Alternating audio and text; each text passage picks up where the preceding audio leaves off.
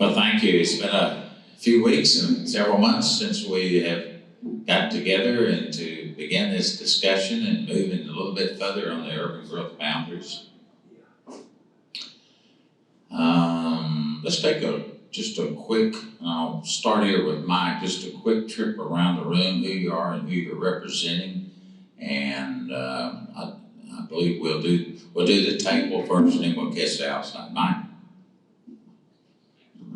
Yeah, I'm Mike Madison, Planning Director for Williamson County. Charlie Walter, Planning Technician for Williamson County. Hey, I'm Christy Ransom, the County Attorney for Planning and Environment. I'm Betsy Hester, I'm County Commissioner in District 2. Victor Lake, Town Manager, Nolensville. Chuck Barber, Middle Tennessee Electric. Bob Ring, I don't know what, Greenbelt representative. Good morning, Vernon Gurr, City of Franklin. Emily Wright, City of Franklin Planning. Ken Moore, City of Franklin. Eric Suki, City of Franklin. John Schroeder, City of Franklin. Shauna Billingsley, City of Franklin. Chris Franklin, City of Franklin. Micah Sullivan, I am not City of Franklin, City of Fairview. Bob Lehman, City of Brentwood. Kristen Korn, City of Brentwood. Calvin Abram, City of Spring Hill.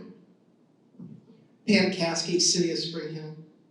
Morning, Jim Hageman, City of Spring Hill. Joe Warren, Williamson County. Jeff Mosley, Williamson County Attorney. Judy Herbert, 2nd District County Commissioner. Chaz Morton, 9th District County Commissioner. I'm Michael Wood, I'm the Planning Director for the town of Thompson Station. Jason Golden, Williamson County Schools. Greg Dale, I'm with McBride Dale Clarion. I'm the facilitator of this discussion. I think it might be this one. We're not sure which kind. Turn this one off. Eric Boozer, Fraser and Broker. I'm Tommy MacArthur with MacArthur Sanders Real Estate. Andrew Orr, City of Franklin. Kelly Danny-Felser, City of Franklin. Drew Walker, landowner. All right, thank you for that quick introduction and who you are and what city or area that you represent. I'm going to turn it over to Greg Dale, who's been taking us through these many discussions, and we're trying to move this along a little bit. Hopefully we'll get there sooner than later. Thank you, Greg. Thank you, Mayor. Good morning, everyone. What I propose to do here today is to walk you through a couple of things. Generally, what we've been up to, what the status of things are. But in terms of the substance, we have two things that are really important today. One is the maps, the proposed growth area maps. We still have a few issues, as you hear, that we're trying to work out. But hopefully we're getting close on this. And then the second issue, which is a topic that we've talked a little bit about, but just kind of teed up for discussion, is this idea of the implementation strategies. So I'll cover that as I get to it. And then we can talk about next steps. So just to be clear, my attitude as a facilitator of this is we will just keep working at it as long as it takes to get there. If we need to have another meeting of this group, that's fine. If we need to have 2 more meetings of this group, that's fine. I think you all understand that we're working towards consensus. We have 7 jurisdictions counting the county, and we want all of the jurisdictions to agree to that. And we understand that at times that means we're going to do some looping back around to try to get consensus among 7 different jurisdictions. So that's what we're trying to do. We will see how far we get today, and at the end of this discussion, we'll take your temperature and see how we're doing here. I think you all understand this is an advisory group, small a, small g, right? I mean, we are hoping that this will lead up to the formal triggering of the growth management plan process, at which time certain things have to happen. When we get to that point, we will work with you and the your staffs to put together a game plan for that. That process of what's known as the coordinating committee, which triggers a time frame, which triggers public meeting requirements from the coordinating committee and your individual jurisdictions, all sorts of things. We're not there yet. So, and we're not going to get there until you're ready for us to get there. It's going to be your call in terms of when we're ready to move into that process. Okay, so everybody good with that?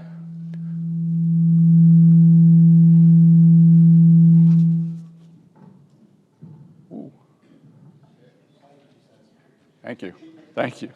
Okay, so I'm going to walk you through, I think, 3 slides here that have the title refresher on it. What that means is these are 3 slides that you've seen before, but I just want to remind you because it's been a while and we maybe have a few new people who are in the process. And just remember that we're talking about doing 2 things. One is we're saying boundaries and beyond boundaries. And what that means is at the heart of this process is identifying those future urban growth areas, or in the case of the county, planned growth areas on a map with boundaries. And I think you all understand that's a statutory process that was actually done some 20 years ago, and we're in the process of updating it. That's what we're doing here. But at the same time, I think we all agreed that while we're doing this, let's not just look at where the lines are on the map. That's important, and that's what the official map process is.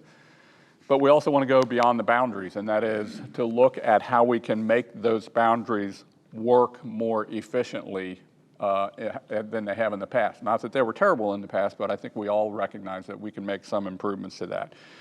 So at the very beginning of this process, we talked about thinking about things like additional planning policies for the growth areas, additional implementation tools such as intergovernmental agreements and those sorts of things. We're still aspiring to do that. That's the implementation strategies that we're going to be sharing with you here in just a minute.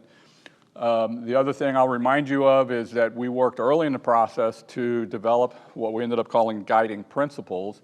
And one of you or some of you actually requested early in the process that we develop these, and it kind of answers the question, to what purpose? What are we trying to accomplish with this? What's our guiding sense of what we're trying to do here? And we developed a series of those guiding principles. I won't go through them all here again, but they were at their heart an acknowledgement that there is a desire in this county for the jurisdictions to work together to coordinate growth planning.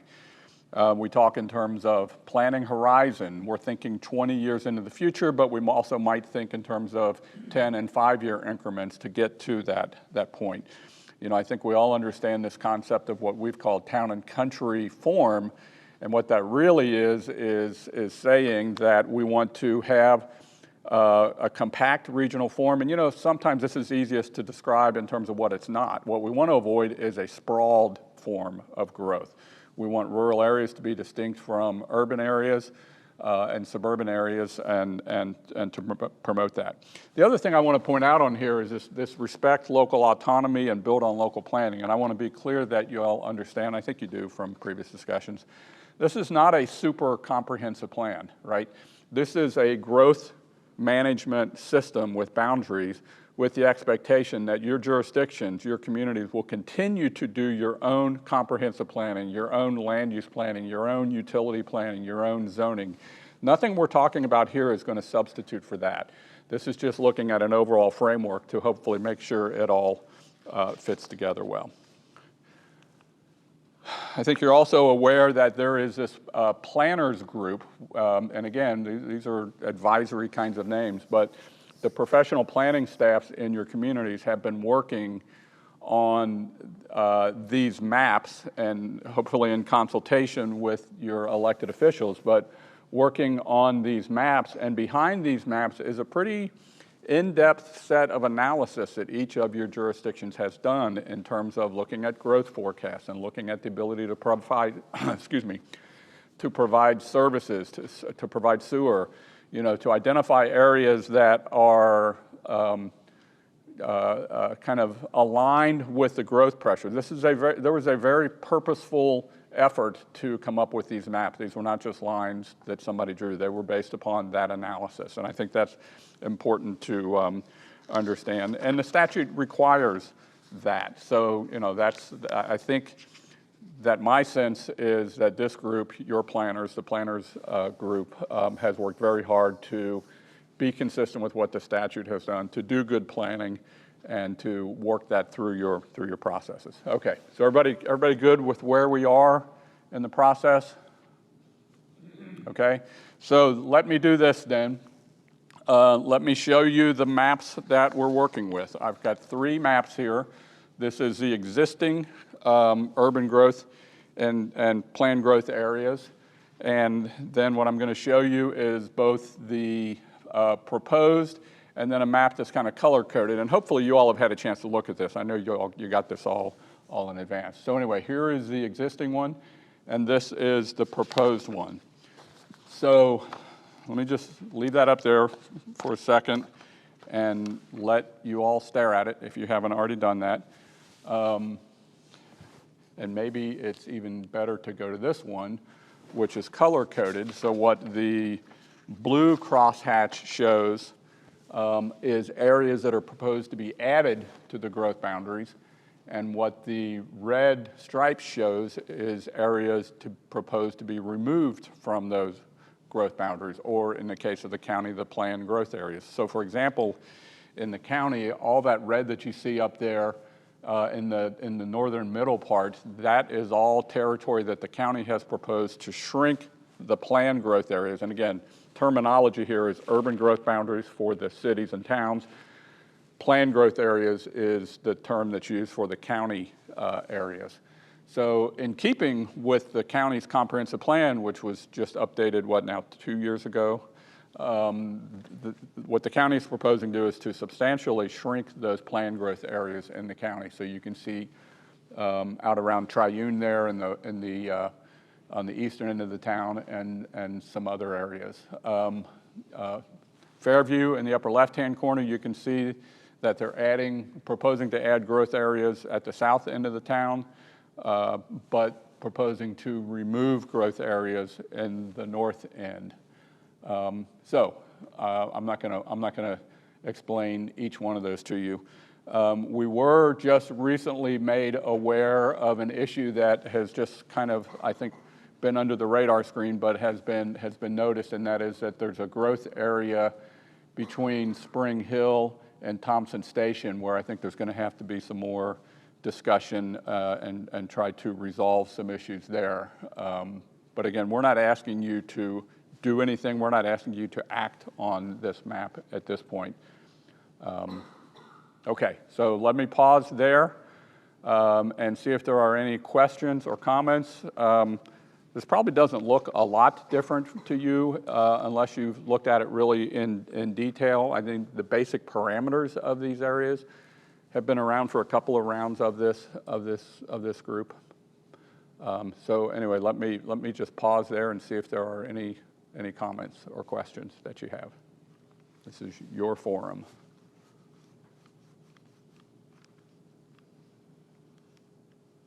No? Okay, so let me ask you this. Recognizing this new issue of where we're talking about a territory between Thompson Station and Spring Hill, let's set that aside because we know some additional discussions need to be had on that. I guess I'm looking for some head nodding consensus. You know, are we on the right track here? Do you think we're here? We're not going to take a vote. None of you are going to be held to this. All of you are ultimately answerable to your own communities, but you know, it would help if we got some sense. Are we on the right track here with this?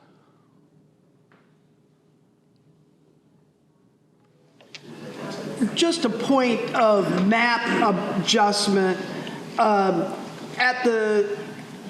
the eastern side of Spring Hill, it looks like there is new territory being brought into our urban growth boundary on the northern end, but that actually has already been annexed, so it should be the dark purple of the dark blue of Spring Hill. And maybe it is, but from here it looks like the cross-hatching goes across that area. I see what you're saying. You're talking up on this pointer's not working, so I apologize for that. So we're gonna have to just talk it through. The blue crosshatch on the east side of Spring Hill, at northernmost tail. If you look closely, you can see that it's two-tone. And you're saying that is already in the city of Spring Hill, Yes, so it all the shouldn't, way out to the roadway there. so it shouldn't be shown as, No. does that make sense? Okay. Okay, we'll look at that and work with Calvin to make sure that that's clear.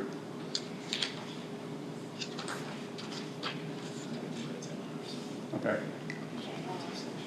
Yeah, I was gonna, I don't have a lot of background. I've been in Brentwood for just over a month. So can you give me a little bit of the history on the area west of Brentwood, why that's changing? Well, first of all, it's not. It's not.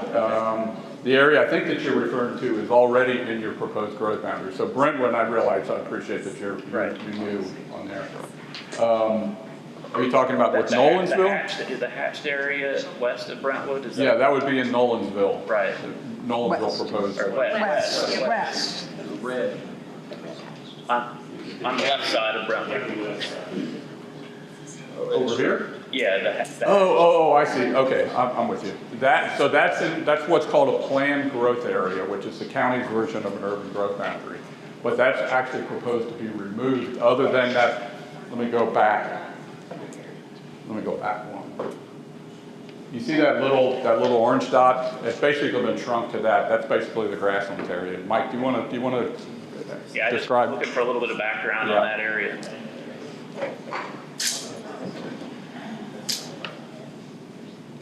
All right. We'll see. Is this working?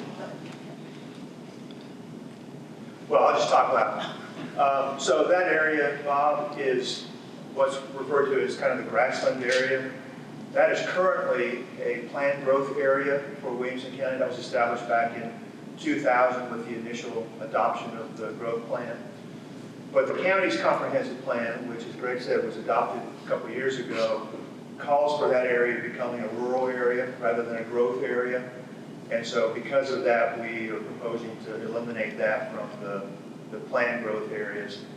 And all that red hatching on the map, whether it's county or one of the cities, shows it coming out of the current plan. Does that help you? A little bit. I mean, I guess I was looking for the background on what the thought process was on why that area why it was decided that area should change. And I mean, to me, it's sort of, I came from Nashville, so I kind of see growth moving down from Nashville somewhat. So it seems odd to me to remove that area when Nashville continues to grow pretty yeah, there's and maybe that's an offline discussion that you can have with Mike. There is a lot of background to it. There is a lot of history. And the short version is it's through the comprehensive planning process. Yeah, and the short answer to that is that the county made a decision that from a growth pattern standpoint, we wanted to focus the lion's share of growth in the cities and in the urban growth boundaries, preserving as much rural character in the unincorporated areas. Okay. So sort of like you said at the beginning, the town and country sort of concept. Okay. Yeah.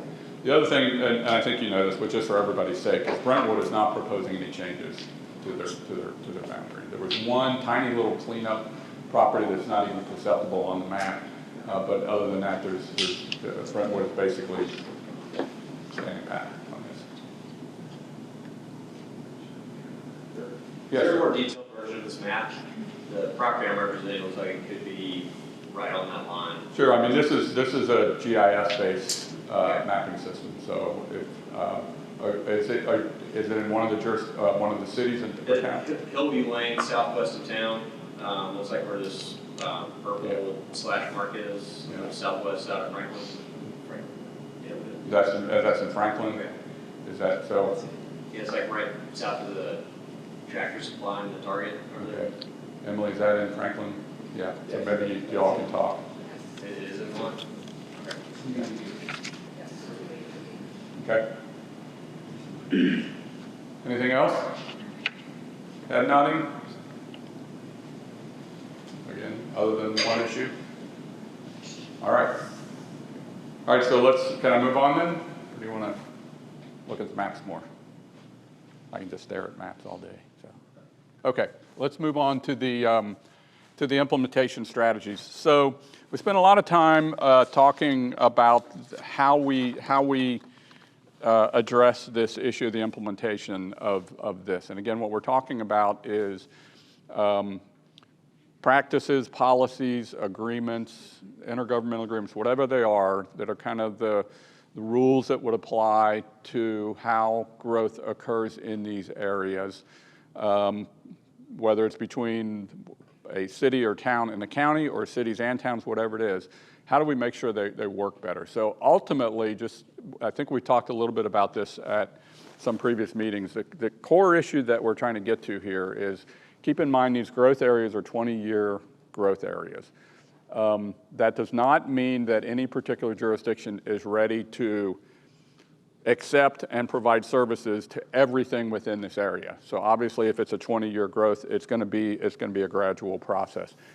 The issue that we're thinking about with you is essentially the what if issues. What if someone wants to come in and develop their property in one of these urban growth boundaries, in one of these growth areas, but for whatever reason, the municipality, the city or town, is not essentially ready for it, right? It's not contiguous. It's not ready to be provided with services, with sanitary sewer or whatever it is. But the property owner is saying, well, I don't want to wait 5 years. I don't want to wait 10 years until you all are ready to take the property and annex it. So how does that work? What are those policies going to be? Because keep in mind that once it's in an urban growth boundary, it's essentially a finite resource, right? We really don't, you shouldn't want that land to develop at low density county level densities because it's territory that you've identified as needing to allow that to grow. So what do we do about that? So that's the whole issue of the interim policies that we need to be looking at. So what we're proposing to do in the plan is to think about this like you might have thought about your comprehensive plans in the past, and that is to have goals, aspirations for what we're trying to do here, and strategies for doing that. It is not our intent, we don't think it should be our intent, to develop intergovernmental agreements as part of this process. We think it makes sense. Let's get these maps locked in with whatever needs to happen to do that. Let's agree on what we're trying to accomplish, and that's what would then be proposed to go through the process of review through the coordinating committee, and ultimately that gets approved by the state. And maybe I should have said that earlier if you don't understand that. Once this is all done, this plan goes to the state for approval from the local government planning advisory committee. And then come back again, just like in your comprehensive plans, which recommend implementation strategies, you get that approved, and then you come back and do them. Then you come back and update your zoning code or whatever it was in your comprehensive plans. Okay, does that make sense to everybody? So the goal here then is what you're looking at here, which is to ensure that the system of urban growth boundaries and planned growth areas and rural areas function as optimally as possible. And then what we're trying to do here is to give enough direction so that everybody understands what needs to happen, but not actually get into the actual mechanics of developing these. So, for example, strategy 1 deals with those interim policies that the county and the municipalities will work together to create and implement interim policies. You can read the language. One of the things to point out, those intergovernmental agreements or the policies may differ from jurisdiction to jurisdiction. It might be that what needs to happen between Franklin and the county is different than what happens between Brentwood and the county or Fairview and the county. Or it might mean that issues need to be addressed between municipalities. So we're not looking at a master intergovernmental agreement here. We're talking about a series of things that would probably have to be done. And then we give some for examples. So for example, when that situation occurs that I just described, what's the county zoning policy for that? What is the county agreeing to do or not do in those areas? What should the policies for alternative wastewater systems be? We know that alternative wastewater systems can make a lot of things happen, and they're part of that process. So what should they be? And what other kind of intergovernmental agreements are needed to address those specific challenges? So what we would propose is that, assuming this goes forward through the whole process, assuming this gets approved as the updated growth boundary system for the county, is to then move into the next step, which is to start at the staff level to start with, start looking, and among your different legal counsel, your attorneys, which are talking about this also, what are those tools that need to be happening? In some cases, it's probably going to be the legal counsel from the jurisdictions taking the lead, because you're negotiating essentially intergovernmental agreements. So anyway, but that's the subsequent step.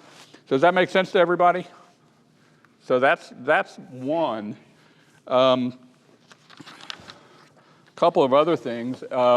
We've talked about this. This shouldn't be a surprise. We're just trying to plant a flag in here that, you know what, it may very well result in the need, and probably will result in the need for some adjustments to state law as it applies to Williamson County. I always forget the term, the special legislation. What's that called? What's that? Private act. Thank you. That's a Tennessee thing. A private act that would, bring the law as it relates to annexation, for example, into alignment with what you're trying to accomplish here. So, we would fully anticipate that possibility. And then the other policy that we're trying to set here, and I would hope that everyone agrees that this is kind of a self-evident truth, is that the municipalities basically are agreeing that these urban growth boundaries mean something as they relate to annexation, and the municipalities agree, cities and towns agree, that they won't annex outside of those areas. That's why we're here, right? That's kind of the whole purpose of this. So how that gets developed at a legal level remains to be seen, but basically the idea is in this plan there would be that statement of intent that we intend to abide by these. Okay? Questions about that before I go to the second one? Because this is in many ways the thorniest issue, which is, again, we fully realize that we're saying these are your growth areas, your municipal growth areas, but it may be years before you're ready for certain of those areas to be developed within the cities or towns. Okay? Good? Okay, let me talk about the other one.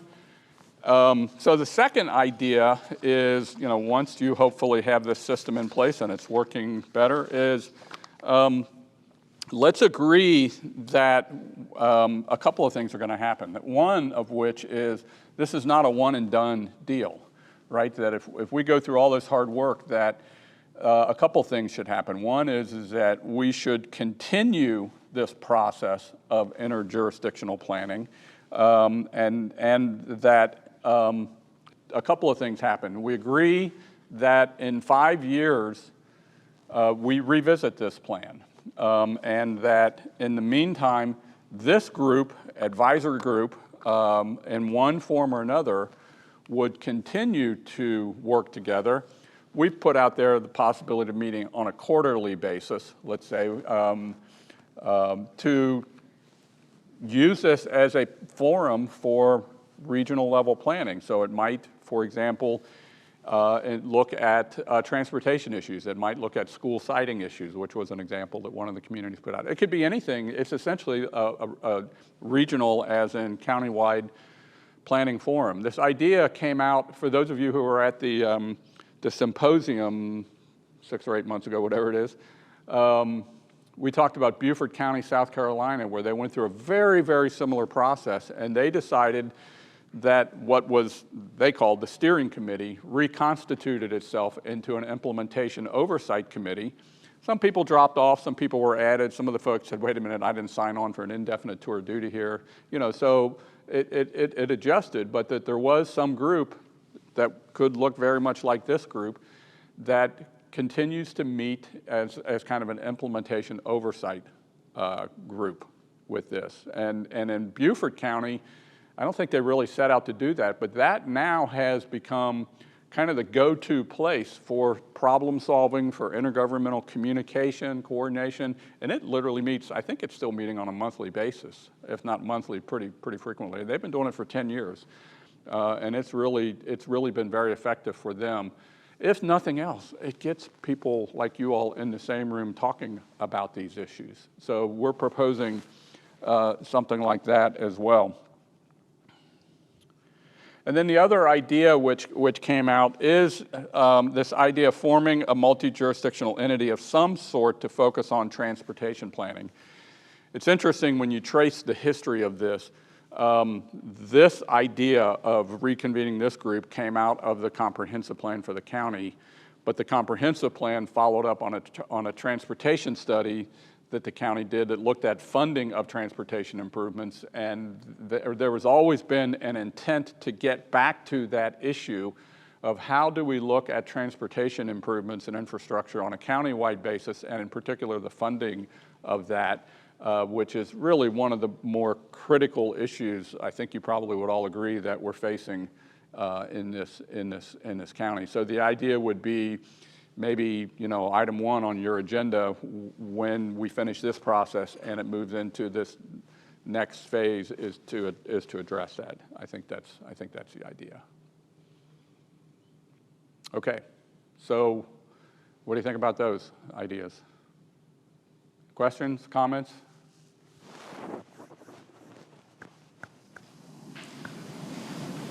You look like you're going to say something. Devil's in the details. Devil's in the details. Sure. Yeah, absolutely. And that's good. That's true. And again, I keep going back to the analogy of a comprehensive plan. Any of your communities that have gone through comprehensive plans, there are implementation strategies in there, and it would say, for example, update your zoning regulations to do A, B, and C. The devil's in the details of getting into that. But really, what we're talking about is an implementation strategy for making the boundaries work better, making the process more efficient, and setting the stage for this not just to be a one-time thing. It's interesting as I've been involved in this process, and we were going through the comprehensive plan at the county, and this idea of these growth boundaries being 20 years old or more. I don't remember what it was. It was almost like, oh man, that's opening that up. Opening that whole process up is a big deal, right? So it kind of sat there for 20 years. It's like people didn't want to touch it, it seemed like. Well, we're proposing kind of the opposite approach, is let's keep it open, so to speak. Let's make it so in 5 years, if you need to make adjustments, it's not that big a deal, right? Let's make it so that, this is an ongoing thing of getting people together, not something that is perceived as this just gear up to do a really big planning process. Let's just keep it moving and use it for what it can be, which is a planning, problem-solving forum. Okay? Head nodding, consensus? Okay? Yeah. How much has the MPO been involved in this, or how much are they aware of this? I mean, if you're talking about future goals of funding, I mean, don't you have to include them to make sure that there's sort of agreement? Who can answer the MPO question? Well, at this point, I don't think that they really, we can share the information with them, but because we haven't really gotten into details about transportation planning, I don't know that they'd have quite as much to contribute at this point. I think one thing that kind of overall GNRC has been working on is also kind of consistency with some of the things we're looking at, really focusing growth into the UGBs versus the kind of more rural areas of the county, because they're doing a lot of studies on open space preservation and rural preservation. So I think this is generally in line, but we haven't really entered the transportation aspect at all in our planning meetings. So it would be good to share the maps with them, I think, but I don't know from their contribution level that they would have much until we probably started actually working on that strategy too soon. Yeah, that's a good question. Just so everybody knows, we're talking about the Nashville NPO, the 10 county. So we're one of 10 counties. And so Emily's right, we haven't had the need to do that yet. I would think that if this idea gets legs, right, if we agree that, all right, let's make one of our first agenda items in this forum be transportation planning, then yes, we would certainly want to get the NPO involved. And again, this is a placeholder for an idea. We don't know what it would be. I don't know if you'd be hiring a consultant to crack open the regional transportation model and do more scenario planning. I don't know what that would be involved. I don't know what that would be. There's a lot of questions behind that, but certainly the NPO would need to be a player. We've had a few kind of preliminary discussions on the transportation piece, but it's a little bit of a chicken-egg situation. Is we've got to have some consensus and priorities, so you need to kind of know where you're headed as you engage them too. So it's still taking shape, but I think there are some discussions happening, but that would follow on, and then you'd want to engage broader from there. I mean, the one thing we do know from the previous work on the transportation analysis is that, generally speaking, the capital improvement needs are greater than the known funding sources for those needs, right? That's a safe thing to say, and that's a recipe for something that is ultimately going to need to get addressed. And again, in fact, the county did that. Kind of tabled it until the comprehensive plan and this process were completed, and now I think the idea should be, let's go back and pick that back up, because we still know things haven't changed, growth is continuing to occur. That's an issue that needs to be addressed. Okay? Head nodding? I can't say speak now or forever hold your peace, but any concerns you have, anything we need to know, we'd rather know it now than later. Yeah. I'm not sure if this is a point that needs to be discussed. Yes, when we talk about a general plan, one of the concerns that we have in Nolensville is that as we expand the UGB, are those areas going to automatically become MGA1 that are now MGA5? And the concern that we have is Nolensville is really trying to really manage the growth and grow slowly, if you will, and not with high densities, although we've got some places in town that we would like some high density, but in our rural, the edges of it, we're still wanting those to be reasonably low density. And a little concerned that if you go to your next slide, that the area to the south of us, which is now MGA5, that there are properties there that absolutely want the MGA1 so that they can quickly develop. They're really not interested in being inside the town limits if they don't have to be. They just like MGA1. So that was... Yeah, so Mike's going to try to respond. Mike, while you're doing that, just clarify the acronyms, the MGA versus the UGB, which are a couple different terminologies. Yeah, and that is a good question, Victor. It goes back to one of the strategies where the county and each of the municipalities will work together on some interim policies that include zoning and a host of other things. Our main objective is to make this work as best as it can. And so we always view the urban growth boundaries as sort of holding zones until the cities are ready to annex and get the property developed for the city plans. How you do that is again, as Chad said, the devil's in the details sometimes. And I can't speak for what the county commission would do, but it strikes me that those areas you're talking about south of Nolensville that are in the county, they're currently zoned rural development 5, which is a 1 unit per 5 acre district. So if those areas are added to the urban growth boundary, they would get a municipal growth area designation, reflecting the fact that they're in the growth boundary.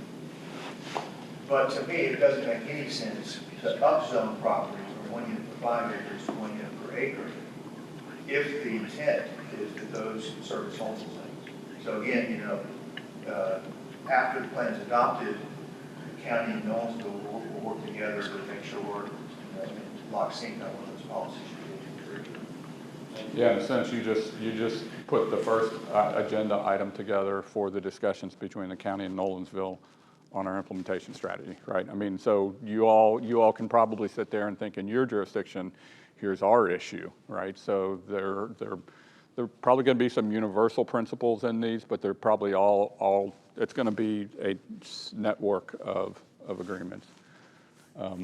Brentwood, for example, Brentwood in those areas, those are currently zone 1 unit per 5 acre, right? The areas in their proposed urban growth boundary. Or Fairview, yeah, I'm sorry. So anyway, the point is that it varies from community to community. Okay? Okay, so I think I'm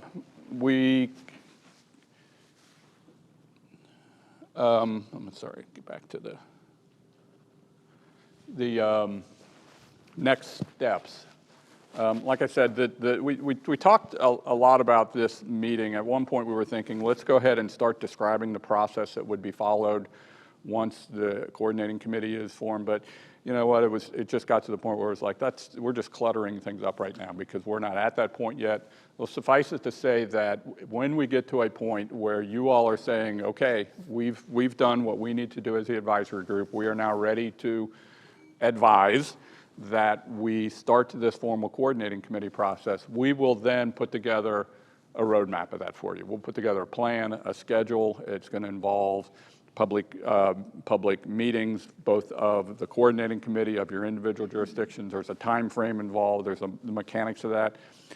We'll work with you on that. Like I said, we're just not there yet. And particularly working with the legal counsels of the various communities to make sure that's all being done according to state law. But I think that particularly in light of this recent issue that just came up of another area on the map where we're going to have to work it again, I think it's probably safe to say we'll need at least one more meeting of this group, of the advisory group, before we say let's move into a plan of action, a game plan for the coordinating committee. Is that good? Thumbs up, thank you. Yeah, let's do the thumbs up. Because y'all's head aren't nodding enough for me to see, okay. Okay, that's, yes, Eric. Would it be helpful to go around the room and hear where each jurisdiction thinks they are? I would love it. I would love to do that. I don't want to push too much, but I would love to do that. If you're not comfortable saying much, that's fine if you're just uncertain, but I'd be glad to kick it off. Lead us off. Yeah. I think Franklin's pretty much ready to go. We've made a few tweaks based on feedback from specific property owners. You see some of that in our southwest area. But I think we're largely ready to go, and we've kind of gone through that with our board a couple different times based on a few specific requests. And again, our expansion is really meant to match a drainage basin.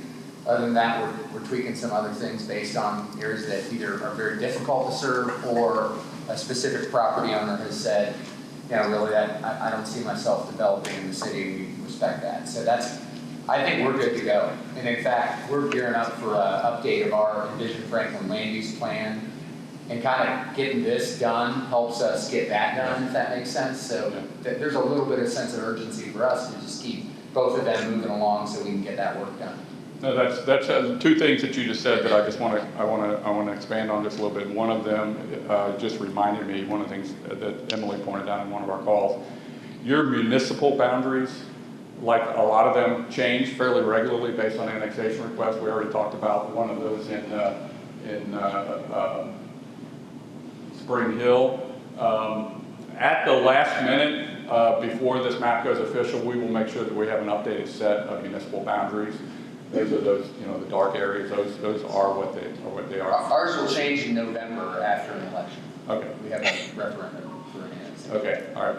Very good. And the other thing, you just mentioned this, and I wanted to just highlight it. You talked about updating your plan.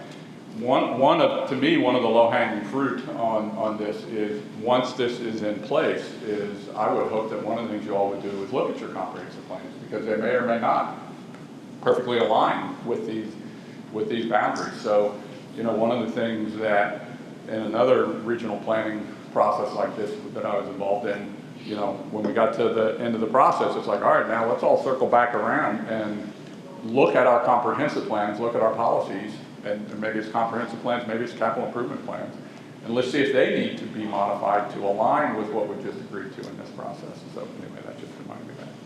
Who wants to go next? So, first of all, Spring Hill's complicated because we're split between these two counties. And so on first glance, when people go, why do you want that purple section, light purple section out on the west side of the city or the county, it doesn't look like it's connected to anything. So that the gray area is Murray County, and that purple area, or light blue area, actually matches the corresponding urban growth boundary of Murray County that we have, and that line is roughly along the Duck River drainage basin. So everything else in north of us drains towards the Harpeth. Everything in Spring Hill mostly drains towards the Duck. So basically we've taken that and pulled it towards the south.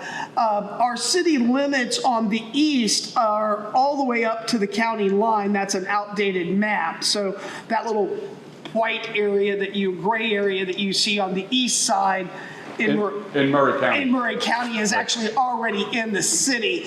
So all we're doing in that light blue area is connecting the two areas that we've already reached across 65 and connecting. The reason that we have a concern, and I apologize to everyone, I had not seen this map until yesterday, and here's the price you pay for a lot of staff turnover, which we had. When this stuff was kicking off, Calvin was our technical representative, and Calvin didn't know that the city was spending $11 million to extend a road out that dark blue area over to connect with the road that then is right in what Thompson Station would like to connect to. We're spending the $11 million. We don't care that it's in Thompson, that it's in the county. We do care that should an opportunity to develop 10 years down the road come down, that we don't have an opportunity for that, since it's our citizens that are paying for that cost. I think that's a discussion that we can have with Thompson Station. We're fine for it to be in nobody's area, which means that nobody can annex it and it's just left alone for a while. And we're fine with that. We don't want to be unreasonable. We don't want to grab territory. We have all the growth we can handle in the area that we have it. So, so with that small change to this map, we're fine and believe we have logical reasons for where we are. Well, I appreciate your bringing that out. That's what I was referring to, the issue that we just learned about recently. And so that is what it is. We'll keep talking. We'll keep working, and we'll keep going with it. Who wants to go next? And we did only find out about this morning. Right. So you've had plenty of time to think about it now. We've been kind of working through this for a number of months, especially the planners and the communities trying to do this cooperatively. So it's unfortunate this has come up kind of at this point. As I told Spring Hill, most of that property that is in Tom Station's urban growth boundary, the proposed areas, is based on property owners requesting to be in Thompson Station, which is kind of how several of the jurisdictions have done, kind of based on who wants to be in and out, and try to work with people where we can. So Thompson Station, we thought we were kind of where Franklin is level we were. I guess we'll have to do some additional coordination and work through some things. It's going to be a tough discussion because there are property owners that have been wading through this kind of long process that we've been going through. We've asked people not to ask for any annexations or anything like that because we were waiting on the new urban growth boundaries. So, people have had money kind of waiting on the line for this, and now this kind of adds an additional complication to that. So, the only other thing, we're like Franklin, we have an election this year, so we will have a new mayor. The only candidate that's running those, an existing alderman, so he's been part of this process, so I don't think there'll be too much. Well, let's leave that issue there. We're not going to solve it on the floor of this group, and it's all fresh in everybody's thought process. So let's figure out what the path forward is to have those discussions. Okay. Who else? Owensville is ready to go. All right. Let's see. Fairview, who's in Fairview? Where's Mike? Looking good, everything's looking positive to go pretty soon. Okay. Brentwood. Yeah, we're fine. We don't have any issues. Yeah. Who? Oh, Mike. Yeah, so the county's planned growth areas and rural areas have not changed, so the county's ready to go. Okay, thank you, Eric, for seeing that. Did we get everybody? Did I miss anybody? Do we need to meet again if most everybody's ready to go and there's a few very specific issues to hammer out, or what do you think? Yeah, you know what? You heard the issue. I mean, look, one of the things I like about this group is it's been pretty open. We're transparent now. The issue's out on the floor. We know that there's some resolution that's going to have to try to occur. So your proposal is if that gets resolved, do we need to meet again just to hear whatever solution comes out of that discussion, is your question? Or the main thing might just be timeline type stuff at this stage. Maybe that's really what we're talking about. And we can do that in another meeting, but I don't know. All right, We need to wait fair enough. Let me try this. Let's assuming we can work these issues out, and I'm hopeful and think we can. That the next meeting of this group would be, and first of all, I assume that most of you don't really have an interest in how it gets resolved between Thompson Station and Spring Hill, right? So let's assume that that's happened. That the next meeting is where we come back with a roadmap, plan of action, game plan, whatever we call it, for how this is going to work and what the timing is. Now, one of the things that we should be careful of is once that process starts, the clock starts running, and then it's what? 6 months. 6 months. Yeah, 6 months from the first meeting of the coordinating committee. It's 60 days to bring the official coordinating committee for statute together after the process is officially jump-started. Yeah. So here's my point in thinking about that timing is you're gonna just say what when I say this, but we're moving into holiday season, right? What? Yeah. So you do not want to start a 6-month clock start ticking, at Thanksgiving, right? So I suspect that probably what we're looking at, it seems to me that formal process would kick off after the first of the year, because otherwise we got a 6-month process, we're going to lose a month at least in that. So does that make sense to everybody? And again, we can do another meeting of this group. Maybe that's in October, November. But to talk about that plan of action, but the actual dropping of the letter, to start the process, probably wouldn't start until after the first of the year, after we're clear of the holiday season. Make sense? Okay, thank you for clarifying that. Okay, well, we'll assume. Can I tell something now? Yes, sir. The schools haven't spoken much, but just be aware that the reference Greg made to the 5-year CIP is going to have a significant impact on us. One example is the Grassland-Franklin changes on the north and west side. I suspect that's going to impact some of our projected schools. Utilities are a big issue for us. So you all please keep that in mind. I want to thank those of you who've been working on trying to find us space based on your projections. I know Nolensville's working on that right now. Franklin's done that in the past. We've had some conversations with Spring Hill. I go on and on. So this, just know that the decisions you all make will have an impact on where schools are. Final thing I want to mention, we have seen 2 years of what may potentially be a trend of our older grades having more students in them than our younger grades. And I don't know yet if it's COVID, if it's price point on homes, or if it's even a long-term trend, but it's something we're watching very closely. Our 10th grade has the highest number of students, and our kindergarten has the lowest right now. And we're filling in at the middle school and high school with growth, if that makes sense.